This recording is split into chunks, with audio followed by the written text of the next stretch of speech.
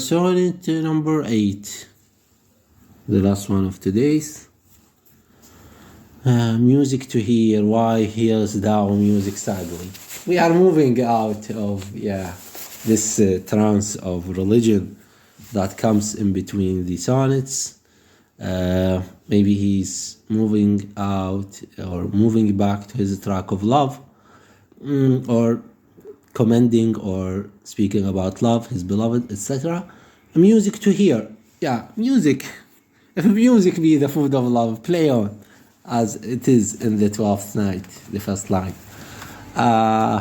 Music to hear, why hearest thou music sadly? Why would you listen to sad music? Because music should be sweet, but again, maybe the most sweet music is the sad ones. Yep. I have listened to sad music very often, actually. And there is much sweetness in sad music than in happy music. It's, maybe a good taster of music would agree with me. I have this friend who is a musician, and he's a good taster of music. Maybe if I consult him, he would agree with me. Yup. I'm aware of his guilt, as I have said with him once in the yellow leaf. Oh my gosh.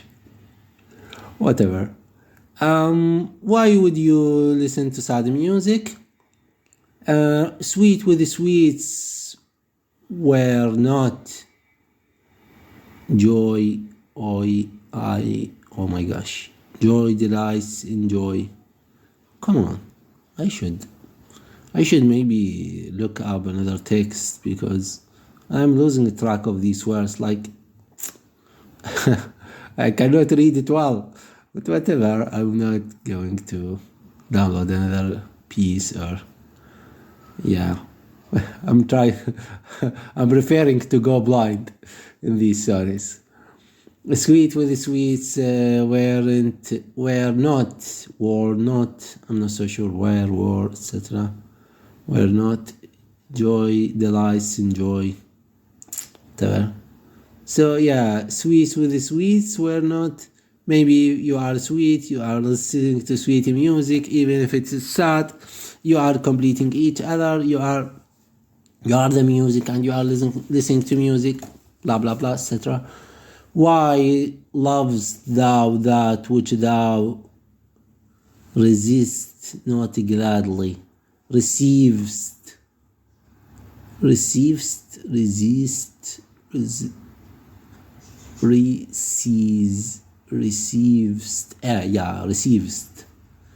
receive, but again, it's not written as such. Receive is not as such.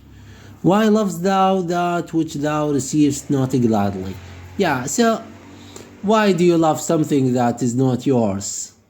Why in that picture on Facebook I posted once, why am I so afraid to lose you when you are not even mine? So why do we cherish and love things that are not belonging to us?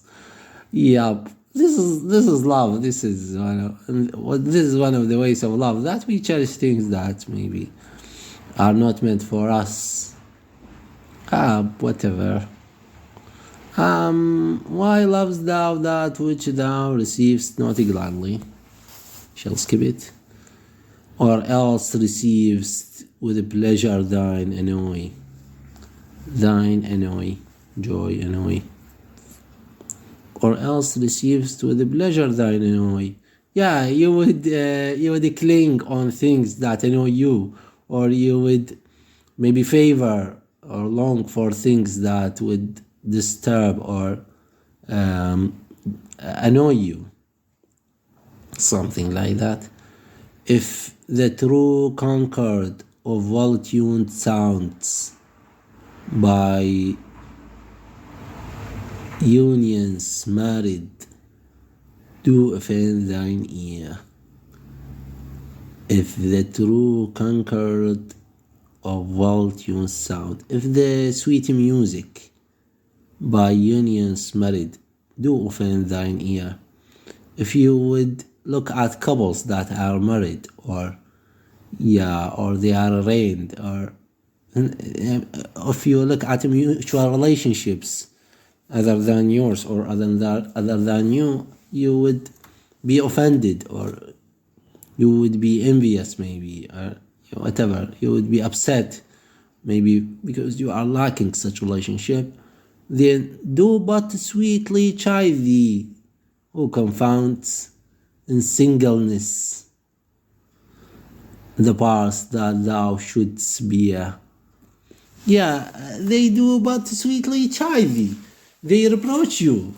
Those who are in a mutual relationship, they reproach your loneliness, your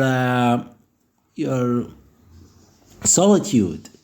You should like get involved, get engaged, get in a relationship. They do but sweetly chide thee. They reproach your situation.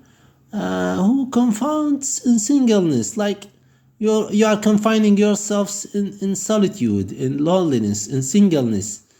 The parts that thou shouldst bear. Mark how one string. Yeah, this is the end of this stanza. No, in singleness, the parts that thou shouldst bear. Yeah, the things that you should share with others, maybe your beauty that you waste on yourself, or keeping selfishness, keeping, yeah, those whose beauties that make them cruel, or something like that, maybe in another sonnet, whose beauties that proudly make them cruel.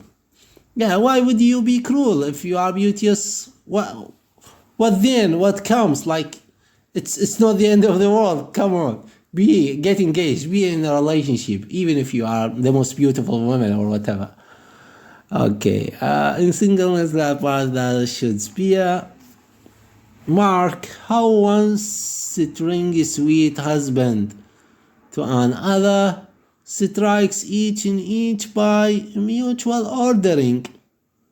Mark how one string sweet husband to another strikes each in each by mutual ordering, resembling sire or seer and child and happy mother, who all in one pleasing note do sing. Yeah, maybe he's saying here in this stanza, like, you are wasting a whole chance of having a family. Sex each other with a mutual ordering, like maybe yeah, resembling, I'm not so sure, still child and happy mother, they who all in one, they are all in one. If you would taste the unity of family, they are achieving happiness, they are one pleasing note to do sing, they sing one note, they sing their unity. You are wasting your life in singleness, in solitude. You should enjoy the unity of the family. You should have this sensation of belonging to a larger construction, a larger things that larger than life, things that larger than oneself. Do not be selfish. Be mild, be kind, live and love, and have a family. Yeah, with a family maybe comes such unity, such rest of body and soul as well. Whose speechless song being many seeming one, sing this to thee, thou single wilt prove none. Oh my gosh. Whose speechless song being many seeming one. Yeah, maybe the part here is speaking about the whose, the pronoun or something, that part of speech, whose speechless song being many, like there are many voices who are contributing to one unity seeming one, like they are one entity. Despite that, there are many voices in the family a mother, a child, and a sire maybe, as a father. So they are, even if they are leading many voices, but again they are one in their unity, in their belonging to the family. Sings this to thee. So they deliver thee a message, or they deliver thee a lesson to read. Thou single wilt not approve none. Like you are single, and they are advising you, like they are guiding you to the true path, to the true way of having a family. Wilt sing this to thee, thou single wilt approve none. Yeah, so if you keep single, you would sing none. You would not have your voice living on after you. You would be wasted in time. Time shall surpass you.